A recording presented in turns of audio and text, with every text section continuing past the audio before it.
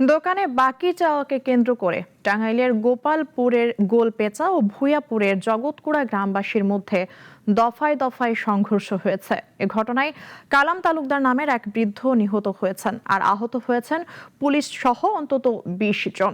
সংঘর্ষ চলাকালে ১১টি বাড়িতে অগ্নিসংযোগ এবং শতাধিক দোকানে ভাঙচুর লুটপাটের ঘটনা ঘটে। আইন শৃঙ্খলা নিয়ন্ত্রণে রাখতে সকাল থেকে দুই এলাকায় ১৪৪ ধারা জারি করেছে প্রশাসন। এদিকে সকালেও নতুন করে সংঘর্ষের খবর পাওয়া গেছে।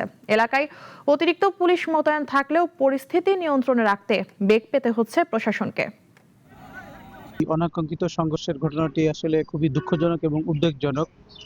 তো আমরা সংশ্লিষ্ট সবাইকে অনুরোধ করছি যে তারা যেন ধৈর্য এবং সংযমী আইনানুগভাবে আচরণের জন্য তাদেরকে আমরা অনুরোধ করছি। আমরা চেষ্টা করছি যে বর্তমান যে আমাদের আইন শৃঙ্খলা রক্ষাকারী বাহিনী যারা এখানে মোতায়েন রয়েছে তাদের সহযোগিতা নিয়ে আমরা এই বর্তমান পরিস্থিতিটাকে নিয়ন্ত্রণ করার চেষ্টা করছি আইনানুগভাবে।